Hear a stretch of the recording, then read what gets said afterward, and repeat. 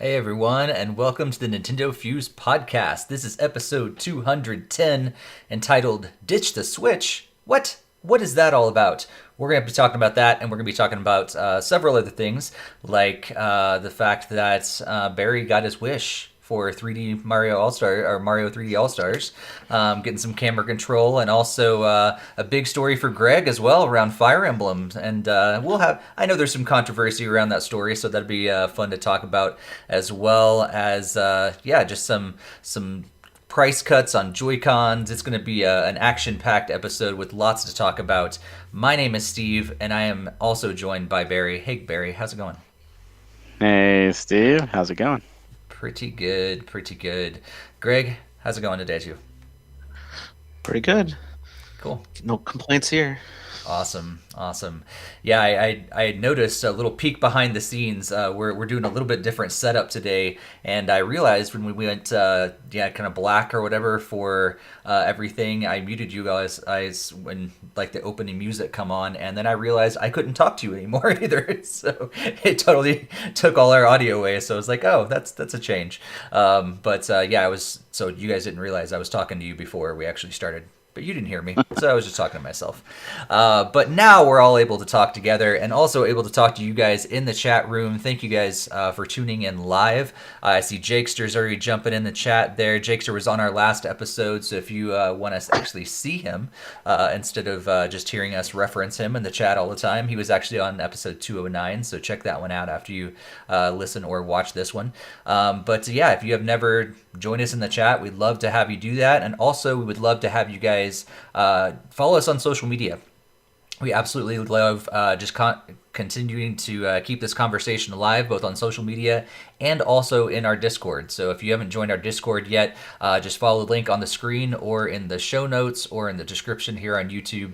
We would love to have you guys join our Discord so we can just keep that chat going and talk to you guys in between episodes. Speaking of episodes, we are now fully into this weekly schedule. So if you guys have been noticing that you had more videos pop up in your feed or more video or more audio podcasts popping up in your podcast app, that's because we are now going weekly.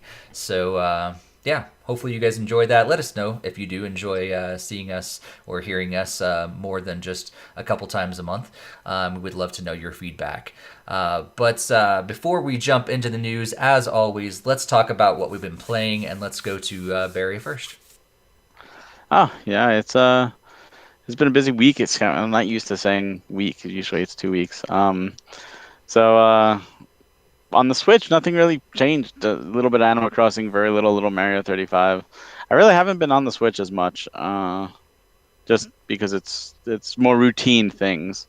My big focus this week was on the PC. Final Fantasy 14 added some new content, so I've been grinding away there and really just enjoying that new content that they added, a whole new zone, and just a lot of fun. On the PS4, I played a little more Star Wars Squadrons, but I'm done with the game. I didn't beat it, but I had my fill. The story is good. I just playing a mission and feeling a little bit queasy afterwards. Just it got tiring. It's one of those games I highly recommend, especially if you don't get motion sickness and you really want to feel what it's like to pilot one of those crafts. It's very well done. It's just one of those that I know I can't handle truly in that regards. My main focus, though, starting yesterday, was Trails of Cold Steel 4 came out, and I've been waiting this game since February when I beat Cold Steel 3 back before. It feels like a lifetime ago at this point. And it feels like seeing old friends, just getting back in there and seeing the characters and continuing on right where the third game left off. A ton of fun. I'm still very early. I'm still on chapter 1. I'm just like soaking it in because I know this is the final chapter.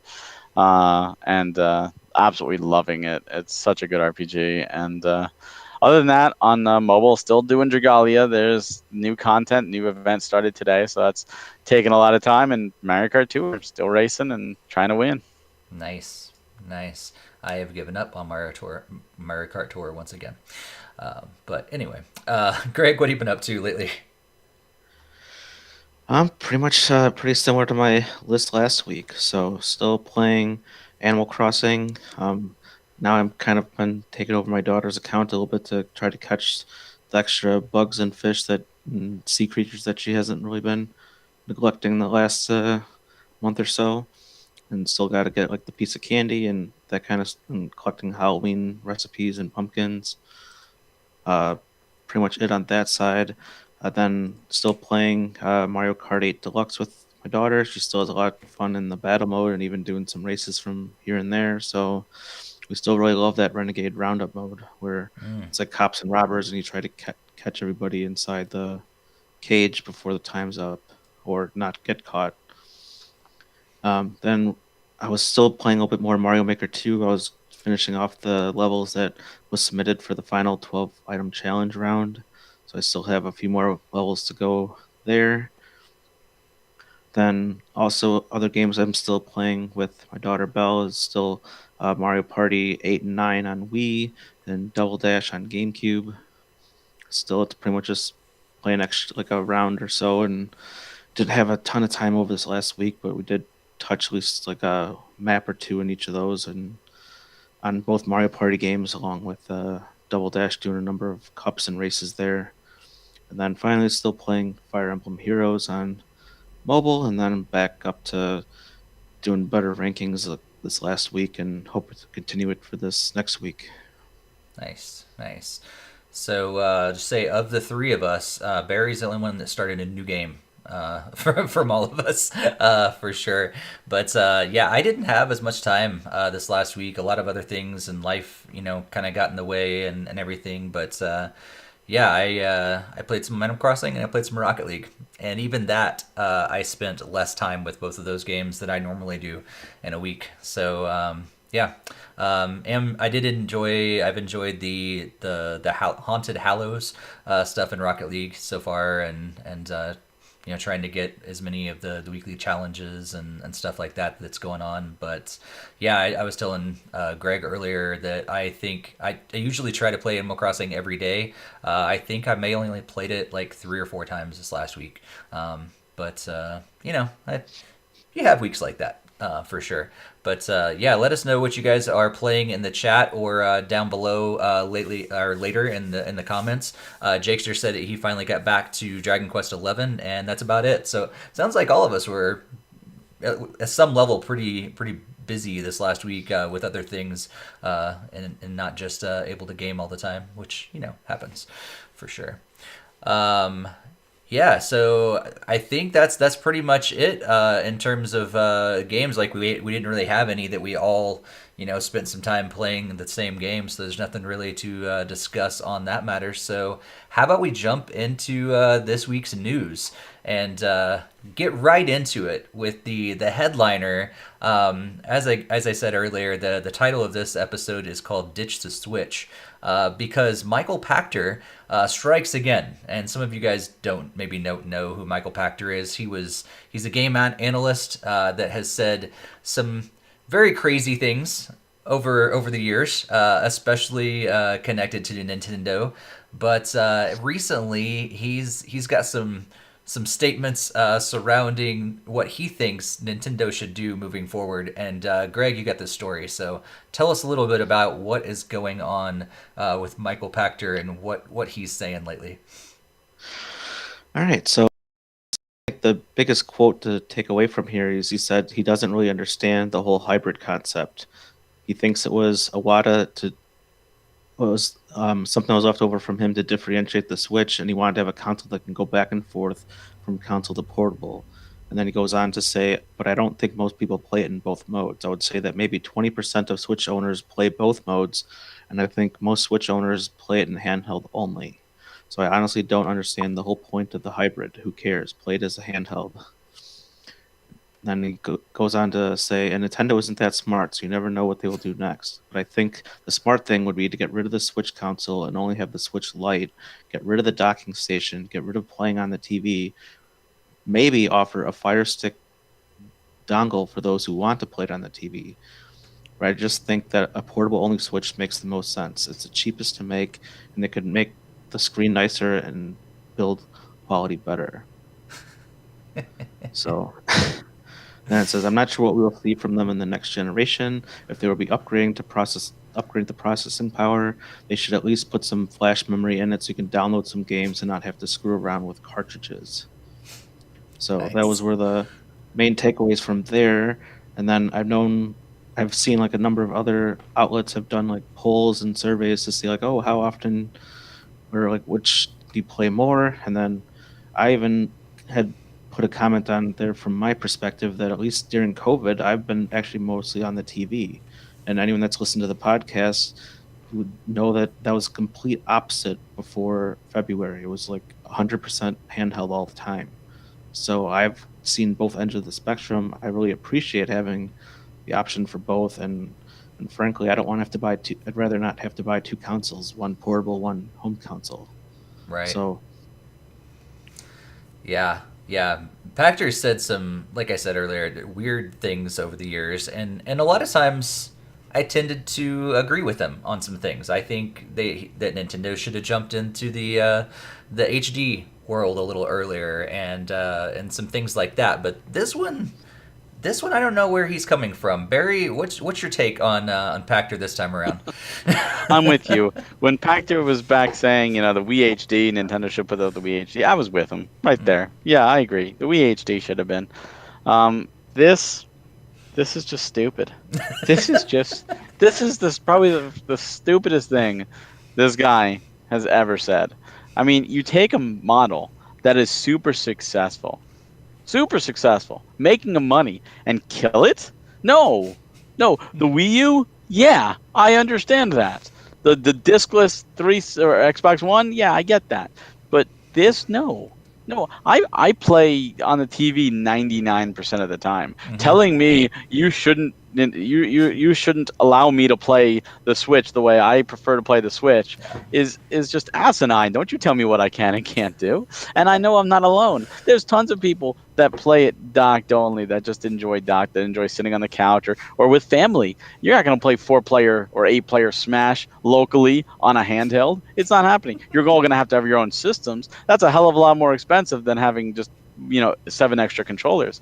And for families like Mario Party, like, you're not going to give your little kids each their own Switch to break. You're going to want it on the one TV. This way you could watch the game. You could have a family night.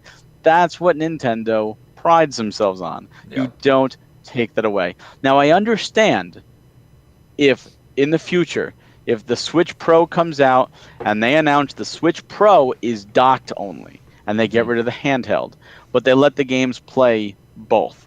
That I would get. Make it more powerful. You still have the Switch Lite. There you have the best of both worlds. But to only go handheld and eliminate the docked feature, to me, doesn't seem worth it, because you're losing power that way and you're losing functionality. If you do docked only, if you make it pro, you make it more powerful, you're doing things that are not financially feasible in a handheld. So it makes sense. Mm-hmm. But just going handheld, why?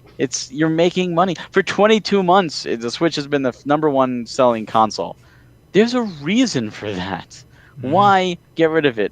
Pachter's being an idiot. Plain and simple. Plain and simple. Roberto in the chat has already said he's a dock boy right there. But I want to know, like, let us know in the chat or in the comments later. Are you mostly dock, mostly handheld, or kind of 50-50? I want to know, because I'm with you, Barry. I think it seems like most people that I know play more docked. In fact, I know when the Switch was really hard to get, I knew a few people that I told them, like, well, you can get a Switch Lite. I've seen those around. And they're like, no, I don't want a Switch Lite. I want something that I can plug into my TV so I can play it on the big screen. Like, they had a chance to get a Switch Lite, and they're still waiting until they can get an actual Switch, for that very reason. Greg, not only that, but if you want extra docks, like if you buy $80, you can't buy them anymore. They're like sold out, especially when COVID started. You can't buy them. There's a reason. If people didn't want to use them docked or have docks, like we have a dock in an extra room. We have 3 docks. We have 2 switches and 3 docks, because this way you can take your Switch and move it to another room and boom, just play. It's super easy. Yep. Why remove that functionality? That's so stupid. Doesn't make sense at all. Greg, do you got any further takes on this? Do you agree with us? Yeah, completely. I can't see it like them trying to get rid of either. To be honest, like I don't think they can really go back from the hybrid model, and I strongly feel that they should continue the hybrid model going forward. Yeah, yeah, that's interesting. I mean, we've talked extensively on this podcast about what the next Switch or the next console could look like, and I think all of us are in agreement that it should at least be a docked system, and if they can at all keep up the hybrid model, but if nothing else, like let the new Switch, the new model, like you said, Barry, like continue in like making that better, and then keep the Switch Lite as the handheld version of it. But to take away the dock thing altogether and only focus on the Switch Lite, like yeah, that seems ridiculous. Like why would Nintendo ever do that at all? Let's see. It looks like in the chat, yeah, most people are saying they're from the dock crew. And then Roberto says, I don't think he's ever played it handheld once, to be honest. Interesting. I am not there with you, but I'm definitely majority of my time, vast majority of my time is in docked mode. But there are some games that I'm okay with playing handheld. Animal Crossing is one of them because it just, I don't know, it just feels right. I think I'm more used to playing on the DS and 3DS and everything, so it just feels cool to still play Animal Crossing on the go. But yeah, like this is just ridiculous. Yeah, I would especially thinking even what I was saying earlier, like during these COVID times, I would think you're more likely to be playing it docked because you're not really going anywhere anymore. You're not really commuting. You're not like going on vacation. So it's like, well, that's you're gonna be playing it on the dock. Like, yeah. I mean, Yeah, I would. the only time I ever played it handheld was when I was on vacation or when I lost the TV when the in-laws came over and I had no choice. We only had one dock at the time and one Switch. But otherwise, yeah, I'm gonna play that thing, docked. And it's nice. It's nice to have that ability. And I think that is one of those things where even if you don't play it undocked, just knowing that you have the ability to undock it and play it portably is enough. You don't have to utilize every feature of every single device you ever purchase, but knowing that it has that feature, it makes it better. Mm-hmm. It just that much just makes it better, even if you don't utilize it. And the same people who play it mostly portable, they don't have to have it docked, but they can if they want to, and knowing that they can is a big selling point, especially again if you want to show somebody, hey, check out this gameplay or check out this game or even this check out this opening movie. I think it's beautiful or the soundtrack, whatever. You have that ability, and to lose that, it just doesn't make sense. Right. I mean, that's the big thing, right? Like Nintendo has pretty much always been criticized for their online gameplay. But what they've been praised for time and time again is couch multiplayer. Like, you're essentially taking that away.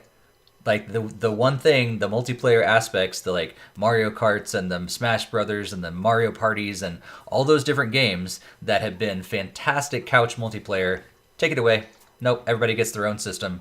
I mean, in a way, I guess they'll make more money, possibly, from it, because, like, now you have to buy, like, 4 for your family instead of just buying 1. But no one's going to want to do that. They've actually probably get backlash from it, for sure. I'm going to go to the chat. Looks like Jesse Glenn's in there. It says, Barry, hear me out on this one. 2 birds with 1 stone. Bypass player's choice. Nintendo selects and just automatically port the newer Switch model on a newer cart and all updates and DLC. What do you think? I'm trying to understand exactly what he means. I mean, I think what he's saying is to release like a game with DLC instead of doing a Nintendo Selects cheaper version, just do like an updated one for a new Switch model, like a Breath of the Wild Pro with enhanced stuff with all the DLC on cart. If that's what you're saying, Jesse, I 100% agree with you. I've been saying that, and I think the Pokemon games, Sword and Shield, are really, really doing it right with the DLC on the cart. They got me to double dip. I want all games to do that because it's those that like physical games don't only like it because we're purchasing and we're owning the game as opposed to the license, but it's about video game preservation. It's about making sure that the full game is playable even after the servers go down, because so many games that's not the case. So if that's what you're saying, Jesse, I 100% agree. If I completely mistranslated that in my own headcanon, I'm sorry. Nice. He also goes on to say docked all day. Handheld is usually near Yes. bedtime. So Yeah, yeah, see, that's when I would play portable too, is when I'm go to bed, and that's usually when I do Dragalia Lost and Mario Kart Tour. If I didn't have those games, I'd be probably playing my Vita or my 3DS, and if there was nothing there I wanted to play, then you know what? I might pull the Switch out. But usually when I play a game at night, I just want to like a nice, easy game, something relaxing, nothing too taxing, something to calm me down. yeah, yeah, for sure. Uh, yeah, Greg, is there any like? Would you even be excited? I mean, I know for a while you did play, mostly in handheld, but if Nintendo only offered you handheld, would you be that excited about their next console? I guess only if it comes with a secondary console that would be home. Because, I mean, if they're gonna just kind of drop out of the home console altogether, then I guess I could be kind of excited just to continue to play Nintendo games. But if it's gonna return to them forking their two departments, both mobile and I guess not really mobile, but handheld and home console, then I don't know. I would probably be more upset about that, and then I'd probably would want to have to pick one, and it might be the home console in that case. It just all depends in this day and age. I mean, who knows how long we're going to be like this for? And Yeah, that's true. I'd prefer a TV model at this point over anything else. Well, that lets you and your family play Animal Crossing together as well. Yeah. Just imagine if you had to buy 3 Switches instead of just one. Yeah, I mean, there's already been talks of us trying to get a second Switch. And I don't really want to have to do that. Yeah, yeah. Well, the good thing is that I think from our standpoint, Nintendo has pretty much never listened to Michael Pachter, so I don't think they're going to this time either. So. That's true, and it's so sad because he's an investor. He should know, and you know what the crazy thing is, and this is kind of where he's coming from, and I'm going to play a little devil's advocate. If you look at Nintendo stock, and I did own Nintendo stock at one point. I went in, I expected it to do very well. I lost money with Nintendo. Why did I lose money with Nintendo? Because the people who handle Nintendo stock and the people who mainly buy Nintendo stock are frankly idiots. And the reason I say that is Nintendo, like just last E3, like announced like a crap ton of great games, but then announced that Animal Crossing would be delayed till March. The stock dropped because of that delay. What about all the rest of the great games? Nope, dropped. Even now, the stock is going down, and the Switch is the highest selling console for 22 months straight. Record breaking. Flying off the shelves. Doing exceptionally well. The stock is still going down. Because the people who think in terms of stock don't play usually. They're not focused on the big gaming news. They're not looking at the little stuff and all the little victories. They don't care. They want to see big numbers. They want to see games selling billions and millions and millions, and they want out when it gets good. They're not there for the long haul. They're not, I'm going to get Nintendo stock and I'm going to keep it for the next 10 years. I'm going to get Nintendo stock. I'm going to wait 5 months. If it goes up, I'm selling. If it goes down, I'm selling. I don't care any other way. They're not in it for the long haul. And Pachter is stockbroker. So he's probably saying what the stock people might want. Maybe that will make the stock people happy, because I know Nintendo does really well with handhelds, and they haven't done as well overall in the grand scheme of things with consoles, especially looking at the Wii U previously. And they look for certain buzzwords, and maybe that's what he's trying to say. For the stock people to make the stock price go up, if Nintendo announced this, he feels the stock price will go up. But as gamers, we're like, that's the stupidest thing in the world. So playing a little devil's advocate, that's a possibility. I could be completely wrong, but at least take it with a grain of salt. Could be, for sure. Well, no, you're probably right. But let's move on, because after that kind of weird story, we got a happy story. Barry, you finally are getting your wish, at least for one game. Well, 3 games in one. Yes. Super Mario 3D All Stars is getting an update. Tell us about it. So they're finally giving us an update to add the choice to invert the camera and controls in the 3 Mario games in 3D All Stars. I believe it comes out in November, which is really late for this. November 16th. That's ridiculous. That first off, this shouldn't even be an update. This should be in the game. Giving players the option to choose how they want to play is basic at this point. Like every game that has 3D cameras should include this, because some people like horizontal inverted and vertical not. Some people like vertical inverted and horizontal not. Some people like both inverted or both not. Let people enjoy the game the whatever way they want to enjoy it. I'm happy they're doing this.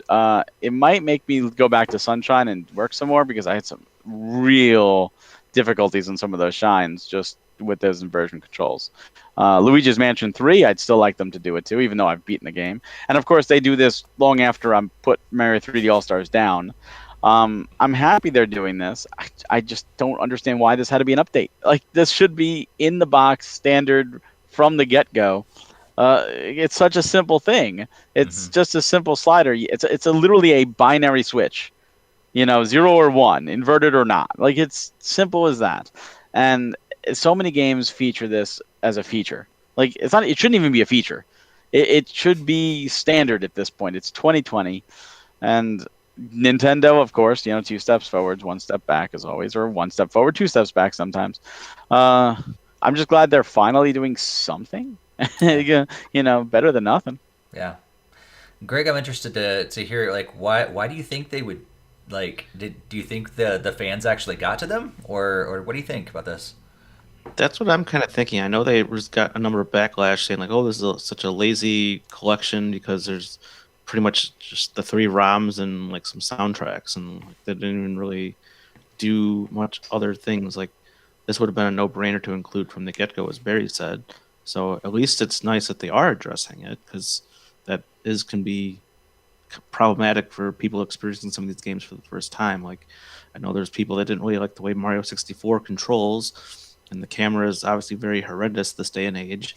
So, like, even if they give it a few more options to make it a little bit better, then it's still better than it was before. So, same thing with Sunshine. I mean, I don't know why they even changed it from that base game, but people didn't really like the way it controls now, and now they're like, oh shoot, maybe we should actually put a camera thing in here. So thankfully it's a free update. They could have charged like $5 or something for it. So, That's true. DLC camera options. Well, the kicker with that, and with Sunshine specifically, is it's the opposite in the GameCube. If you play the GameCube version, it's completely opposite as it is on the Switch. So it's they actually changed it on this version, which just doesn't make any sense. Yeah. Instead of just direct porting it, they actually made that change. Yeah. Yeah. And it's 2020. This shouldn't be even an issue. It shouldn't even be a talking point. Right. It's like the game has the ability to save. Back when Zelda came out, that was a huge thing. Now it's standard. Yeah. Yeah, for sure.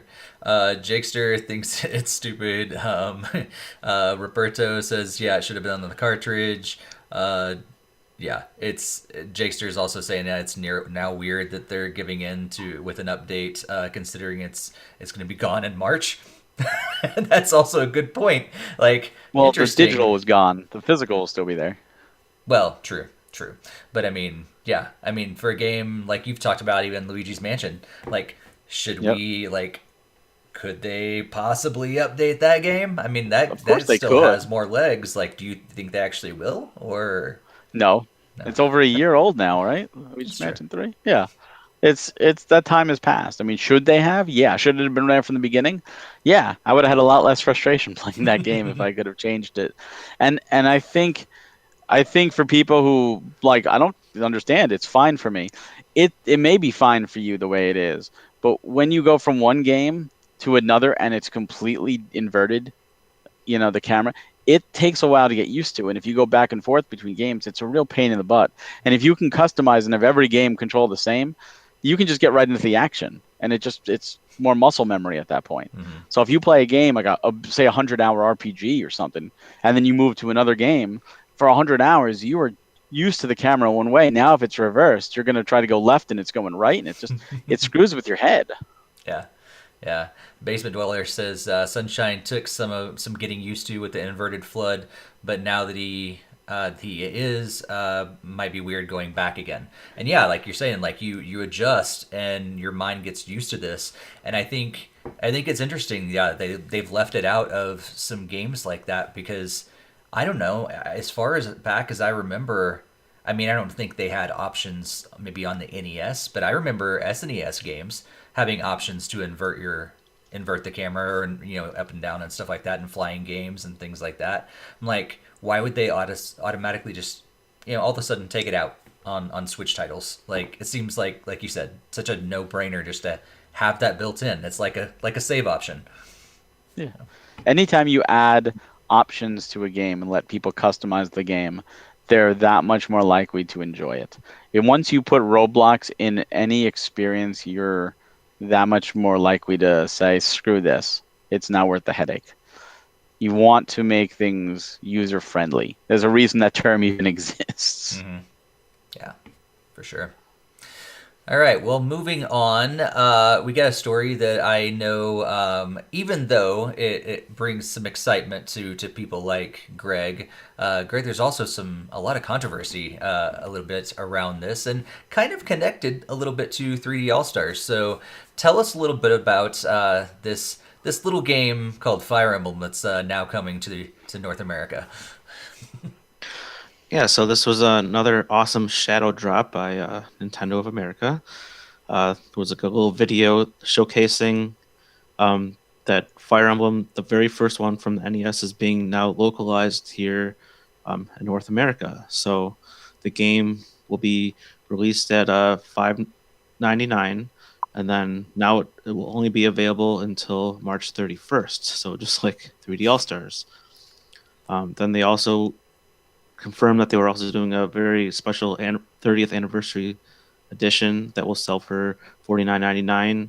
That will have like a stylized physical NES box and replica NES game pack that's like kind of see-through with, which is kind of interesting.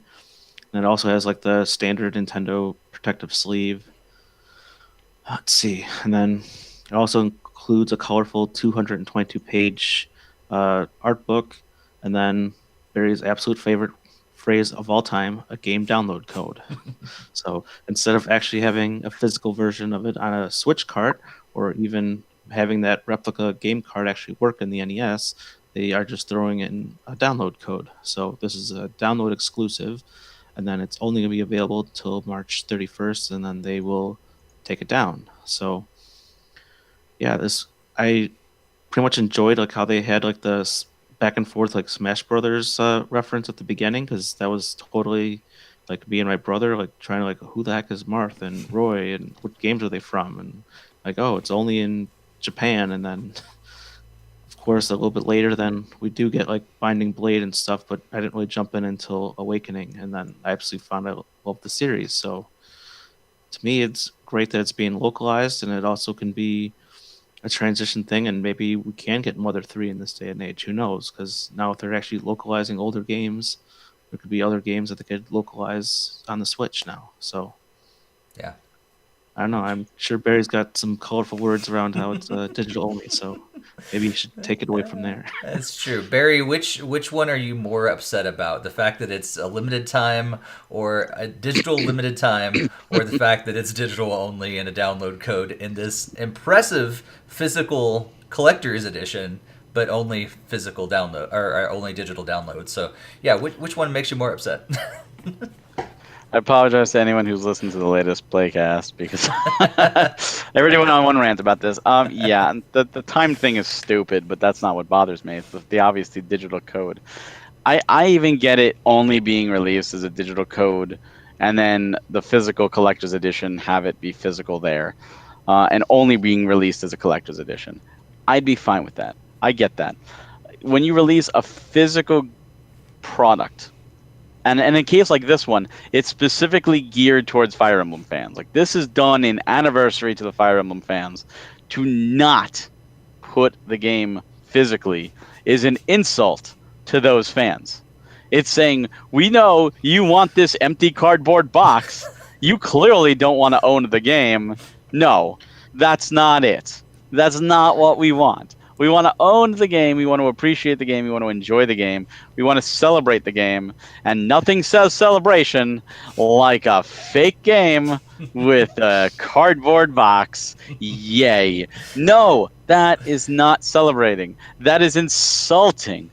Look at what they did with Bayonetta.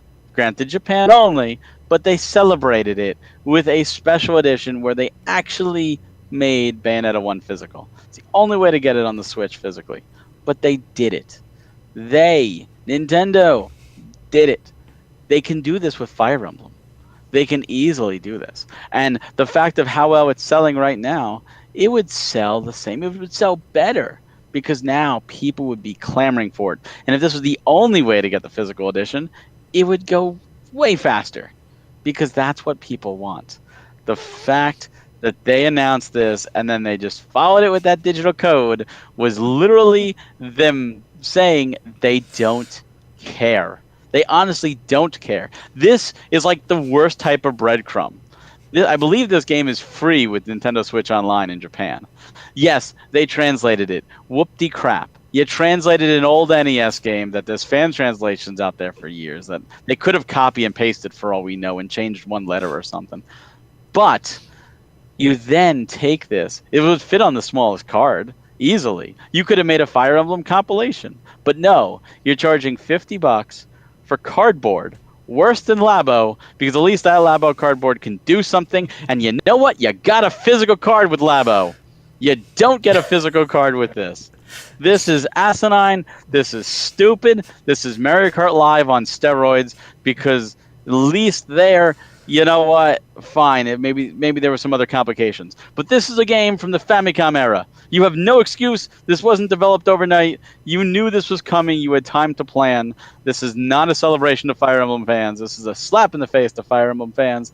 A slap in the face to Nintendo fans. And once again, it's proving Nintendo of America, you are effing clueless. Period. End of discussion. Mic drop. It's so true though. Like of all games, like I can understand Labo actually being digital download. I can understand Mario Kart Tour and what they did with that. But this is a collector's item. Like people want it physically. You've given them all these other things physically, but now you're just gonna give them a box for this and a download piece of paper. Like that's so weird. Roberto is saying that he so wishes that the NES cartridge was real as well and was functional. That would be so awesome to see them like actually create a new NES cartridge that you can actually plug into a real NES and play. Would be so cool. Greg, I know you're a huge Fire Emblem fan. Am I remembering incorrectly? I thought we actually had a port of this or a remake or something like that before. Mm-hmm. Am I wrong? It's Shadow Dragon and it's on the DS. Yep. Okay. So why I don't know. Like, is this as big of a deal then? Like to me it's like, oh, well this isn't the first time we've got to play this game. Yeah, I mean, I guess we get to see the original NES graphics for the first time over here in the West for those of us that haven't played any of the fan translations. It's kind of mind-boggling that they also kind of have it for free for Switch Online for Japan, but they couldn't like throw it into the American one because like then it kind of like makes it fair and even, and pretty much all subscribers can then use it and play for it after March 31st. So that kind of throws in another weird fork in that too. I mean, are they going to add it in there after March and then like, I don't know. No, they can't do that. If they add it to March for free, then everybody that paid for it digitally will get upset. Period. Especially with the FOMO. With it going away in March, some people may be like, well, I wasn't going to buy it, but now I'm going to buy it because it's going to go away. And then they buy it, and then it goes away, and then it goes to Nintendo Switch Online for free. And people will be like, what the hell? I just bought this. Yeah. They'll be pissed. Now you get people pissed for a completely different reason. Well, they might as well just add fuel to the fire. But so this actually brings up something that I was thinking as soon as I saw this happen. I was like, so what does this mean for the NES Online and the SNES Online stuff going forward versus eShop? Like, will we continue to see some games dropping on there and some games just dropping on the eShop as normal that you can buy? Will there be some crossover? And because it's weird, because like you guys said, like it's on the Japanese Switch Online already. You can just play it for the cost of your membership. So like, where are we going in the future? What do you think, Greg? Yeah, this is definitely making a weird, sticky situation. I mean, they haven't really been great at updating the Switch Online apps very good. So it's like they're doing this super slow drip feed, like one game like every 3 months, and like I don't know why we just don't have our traditional virtual console and all these games that have already been done like 20 times already on Wii and 3DS and Wii U. Like, I don't understand like why we don't have all those like all the way done in a store. Yeah. Like that's kind of mind-boggling why they wouldn't have this all done up front and why they keep redoing like the wheel over and over and over again. Like, Yeah, seems like they weren't even pleased with their own decisions so far. I mean, I don't even know why this has to be a limited edition. Like, why can't we continue to celebrate and people can play Fire Emblem like next year? I mean, this is just like they're getting into this weird habit where they're making all these limited time editions, and that's really starting to be kind of concerning in that regard. Yeah, it's Especially digital versions. Like, it Right. doesn't make any sense to remove it from the store. right. It's so strange. Barry, I got a proposal for you. What if, of course they didn't do this, but what if they actually just dropped this on the Switch Online service, but they had an actual physical, they did all these other things that they're going to do, but then also gave us a physical cartridge for those people, those collectors that want it in person. Like, That would be fantastic. right? That would be amazing. That would be. I mean, look, the reason you do any collector's edition on any game, it's there to celebrate the said game, whatever game it is, whether it be a big property like Fire Emblem or whether it be a niche title, like an NIS niche title. Doesn't matter. The goodies you're getting in that collector's edition are there because you enjoy that particular game or that particular series. That's the whole point of any collector's edition. It's to celebrate. But when you're not getting the actual game and you're just getting, you might as well just put it in a box in a Hot Topic and make a mug and make a t-shirt and make a little poster and maybe a wallet with the chain and say, look, celebrate Fire Emblem. You're getting the same thing. You might as well not even get the game at all in reality. And what's worse is like a mug or a wallet or, those are practical items. What are you getting? You're getting a cool fake NES box with a fake NES cartridge, which, don't get me wrong, is very cool, and other collector's editions do that. But those other collector's editions that do that, they also include something else called the physical game. That's what's included. That's the big difference. You're not getting that. You're not celebrating. This is not a celebration. You might as well take a Fire Emblem banner, throw it on the floor, and urinate on it at this point. You are not celebrating anything. And in fact, you're encouraging scalpers at this point, because so many people, it's sold out instantly on Best Buy and sold out instantly at GameStop. And the majority of people who bought it are scalpers that are going to turn around and sell it. And you know what? Once you open it, it's useless. And that code is going to expire, because all digital codes do. So in the end, you're really just buying a cardboard box, a fake cartridge, and the ability to say, I paid Nintendo money for this. That's all you're doing. That's all you're doing. And Nintendo sees that it's selling out instantly, which also tells me that they're producing very little of these. And they're going to be like, oh, yeah, that was a total success. People clearly only want digital codes in their collector's editions. No, that's not what we want, Nintendo. We do not want 500 copies for all of North America. Stop that. Bad Nintendo. Go to the room. Quickly, someone get a water spray bottle, and just start spraying them. Bad Nintendo. No, bad. We want physical items in this. I think even Greg would purchase a physical cartridge to have it because it's Fire Emblem. I think he would want to own that, especially with it being a digital limited thing. Yep, I was trying to get the digital version. I didn't even know that Best Buy even went up, so it was just completely missed it, and probably not even gonna get the special edition anymore because it's not even really appealing, and it seems like it's gonna be not worth the effort. Yeah, and that's sad when you're a Fire Emblem fan. That would be like, it'd be like saying, "Hey, guess what, guys? Zelda's 35th anniversary is coming out, and here's what we're gonna do. We're gonna release The Legend of Zelda, one of those SP specials, like that are on Nintendo Switch Online. We're gonna make this one where you get to play Link, but he's brown haired, and we're gonna make this special one an anniversary only exclusive through the thing, $5.99, and we're gonna release a $150 huge replica Master Sword Special Edition with a digital code of that." No, that's not what people want. The last time you did a Zelda special thing that was digital only, you know what happened? It's gone. Four Swords, the anniversary edition, the best version of that game. If you didn't download it and you gave it away for free, mind you, so you didn't even charge people, you can't get it anymore. It's gone to the ether. There's no physical of that. There's just the original version. Why not? Why not give us that physical? Why not let people enjoy those games? Oh, that's right, because you don't care. I'm done. Nintendo pisses me off sometimes.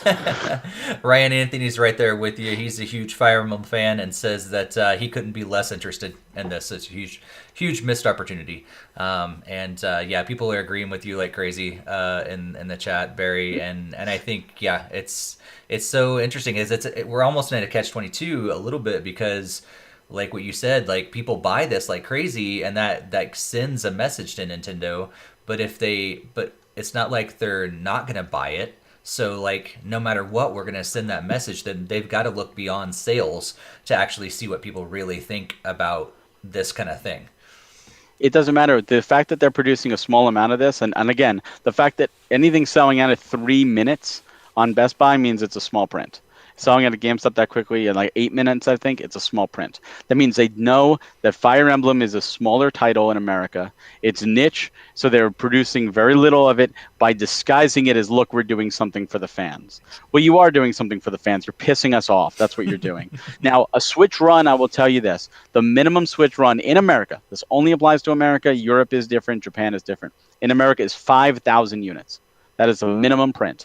So they could easily print 5,000 units. And keep in mind, the smallest card, the 2 gig card, this is an NES game, 2 gig card, they could produce this at the cheapest possible and throw it in there and make profit and make their customers happy all at the same time. If this was limited to 5,000, it would sell out. There wouldn't be one on the shelf.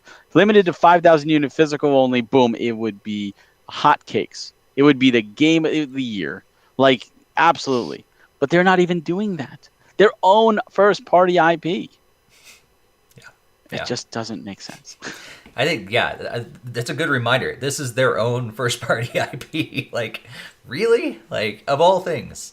And Jakester's just worried if they're going to do something like that with Earthbound eventually, because I know he's really concerned about that, and I think he's got right reason to be concerned. Like, who knows? Who knows where they're going to go with this in the future? They're going to do that with the Zelda stuff too. Like, oh, here's a special edition, and then, oh, but we can't even throw it on a cart for you. You have to. Here's 3 download codes for Wind Waker and Twilight Princess and Skyward Sword or something. Yeah. And I, when companies do that, like Capcom or Crapcom is famous for it, and everyone hates them for it, where they'll be like, here's a Resident Evil triple pack. The only reason the Resident Evil triple pack exists, by the way, is because people complained when they put out Resident Evil 4 on Switch and they didn't give it to us physically. So they said, okay, we'll do the triple pack. Here's Resident Evil 4 physically, but 5 and 6 digital. That's not what we wanted. Idiots. Anyway, the fact that they do that is because they can take the smallest card, the cheapest card, and hence the cheap. It doesn't matter the size. It's about the cheapness. And they could fit it all on that cheap card, and they can get away with it. They could purchase a bigger card to fit everything, but they're not going to because that eats into their profit, and that's all they care about. They are a business. They don't care about you or I. They care about the profit at the end of the day. Nintendo very well could take that avenue. I'm sure the 3 Mario games fit on a small card because they're older games. Zelda games will fit on a smaller card, and they could easily get away with that. But look at Bayonetta 1 and 2. They could have done that too, but they didn't. They didn't in any region except Japan, and only in the collector's edition. Only. It's the only way. So they could produce it because it exists. They just don't want to. They're choosing actively not to do something to benefit their customers. And when you choose to actively not do something to benefit your customers, you're paying customers, and you're going to make a profit on it. If they made 5,000 their minimum and they sold it at a profit, which is Nintendo, that's what they do. They're making money and they're making people happy, and it's going to sell. There's no question that 5,000 Fire Emblem games are going to sell. Fire Emblem Awakening sold over 1 million. 5,000 is nothing. If they did 10,000, it would sell. 20,000, 30,000. This is the same company that didn't think Xenoblade was going to sell. Xenoblade Definitive Edition has sold almost 2 million copies now at this point, and it just launched this year during COVID. That's a lot. It's a lot more than 5 or 10,000. And that's a series they didn't think would sell. This is a celebration, meaning they're only celebrating a series if they know there's fans of it. Right. So they know there's a market for something, and they're not doing it. It's the worst kind of business. It's business where you know you're actively doing something the cheapest way possible to make the most money, and you're going ahead with it as a disguise of giving us a favor. No, you're not giving us a favor. You're looking at us as dollar signs, not as gamers, not as players, not as people who are passionate about your products, that we buy your shit. You just don't care. That's all it says. I'm done. So I can't keep bringing me back. You know, I wish you guys had some strong opinions about this, but maybe next time. Yeah, Ryan says in the chat, they're on a slippery slope. That's hard to say, actually. Slippery slope. Yeah, and I tend to agree for sure. But let's move off, because I think we've got our heart rates up good enough for tonight. Just a couple of quick headlines. Number one, just that Zelda's 35th anniversary there's now some predictions and some thoughts around what could happen around there. We're going to hold off on that story. Hopefully we're going to find out more soon and be able to talk about it at a future episode. But just know that there's some predictions and some rumors and stuff going around out there. So beware. They're not necessarily all true stories. Just a lot of people kind of guess what's going on, just like the 35th anniversary of Mario as well. And some of those ended up being true. But also, if you have been waiting to buy some extra Joy-Cons, now is the time, because they're actually $10 less on the single side. So if you were originally you're going to be able to buy a single Joy-Con for $50, now it's went down to $40. So thanks, Nintendo. I still think that's kind of a lot of money, but still, it's $10 less than it used to be. So that's kind of cool. Do you guys have anything to say about either of those stories before we move on to the next thing?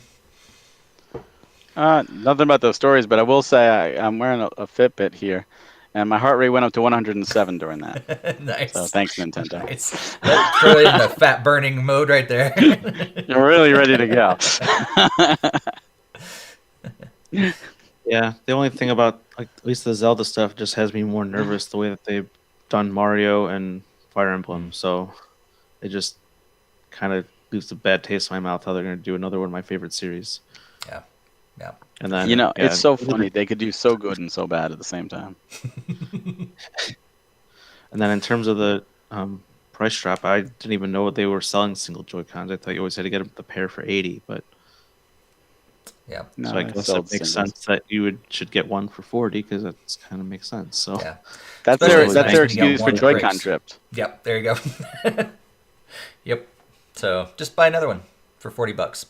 All right. Well, before we start talking about what's going to happen over the next week, we just want to again thank you guys so much for tuning in. If you haven't hit that like button on YouTube, be sure to do that. If you haven't hit the subscribe button, if you haven't shared this with a friend, just take this moment right now and just say, hey, you guys enjoyed the Nintendo. I think you would enjoy this podcast. That just helps us get the word out about this podcast. We love doing this because we love getting together and talking about games and ranting together and stuff like that. But we love it if we can keep building this community. So make sure you do that. Also follow us on social media. Join our Discord as well. We absolutely just kind of love building this community and talking with you guys about games, not just during the podcast, but in between episodes as well. But as we look forward to this next week, there are several games coming out as usual. We've been having quite a big list of games that are being released lately. The list keeps increasing every week, and there's some games like Oceanhorn 2, which is kind of cool. It came from Apple Arcade. came over to the Nintendo Switch. That's dropping, I think, tomorrow, actually, 28th. And then, a few other games, lots of indie games that are going to be dropping. Interesting games like Esports Life Tycoon, stuff like that. And then a little game called Pikmin 3 Deluxe is going to be coming out in just a few days on October 30th, the same day that Mandalorian Season 2 comes out, by the way. Not video game related, but still pretty awesome. And then we have some other physical games, like Mad Rat Dead. I'm sure Barry's getting that one. I don't know if he's excited about it or not, but it's a physical game, so it'd be heading its way to Barry's front porch, I'm sure, pretty soon. And then a new Bakugan game is coming out as well. And another game that I'm sure Barry's excited that he's getting in his porch is My Universe School Teacher, also coming out on November 3rd. So what are you guys excited about playing? Is it any of these games, or are you maybe kind of still working on that backlog, still working on the other games that you've got on your plate? Let's go to Greg first this time. So, I'm probably primarily working on the backlog and kind of continuing with what I already said I was playing the last week. I did get the Pikmin 3 demo. I haven't started it yet, so I did hope to try to get some time in with that and have my first Pikmin experience. So I am kind of eager to try, at least be able to say I tried it out and see if it's the game for me, much like I tried Animal Crossing for the first time this year. So that's cool. Yeah, I highly recommend Pikmin. Fantastic game. I won't be getting 3 Deluxe just because I do have 3 on Wii U, and I do have my Wii U actually set up now, so I can just play it on there. It's cool that I can get the demo and play around with that. Barry, how about you? I'll be getting Pikmin 3, and unfortunately, a couple of those other games that you mentioned, some of them arrived today. But for me, it's going to be all called Steel 4.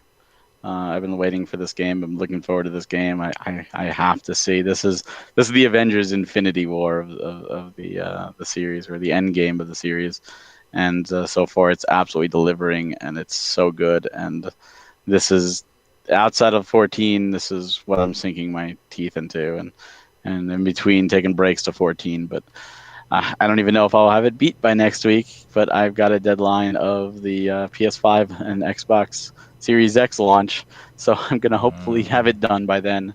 But it's just so good, and that's all I'll be playing. Cool. You gotta do the Halloween thing in Animal Crossing too, I suppose. Oh yeah, that's true. I gotta give away all this candy I've been collecting for the last couple weeks. Yep. I think Animal Crossing, Rocket League, of course, continuing to play the little bit that I can in there.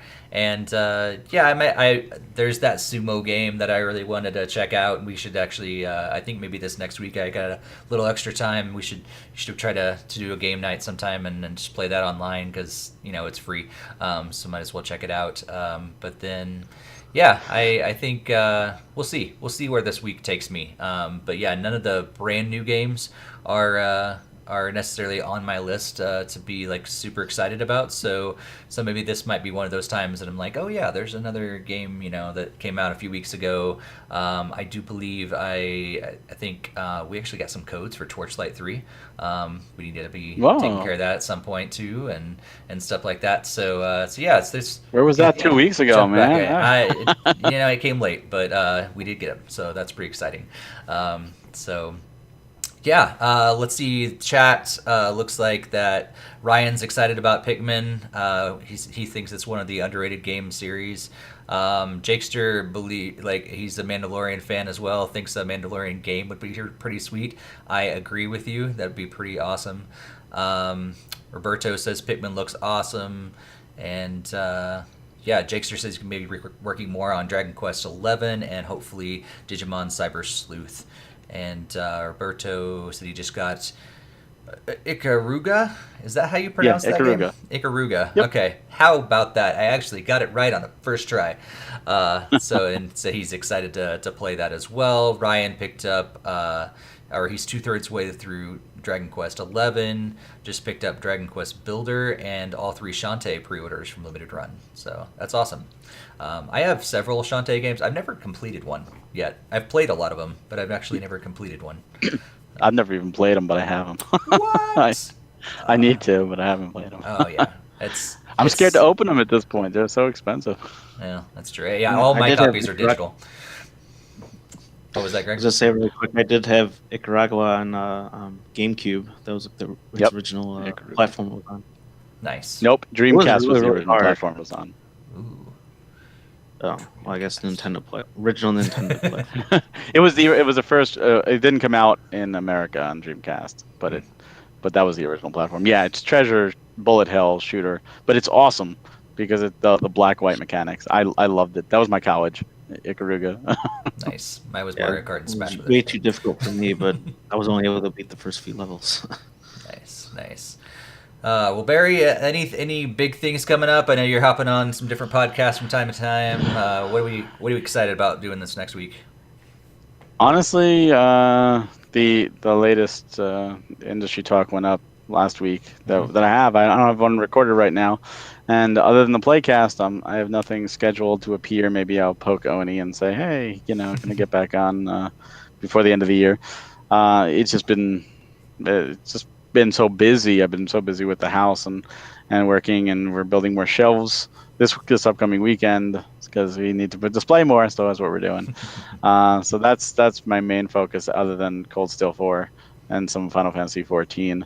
But and then just talking with you guys, like there are times where I'll like be in the middle of like Cold Steel and like so far it's going great, and all of a sudden I'll bleep on my phone. And I'll look down and like there's a conversation going on in Discord. I'm like, all right, hold on, pause, and I'll sit there and because I just love discussing with you guys. And the same on Twitter.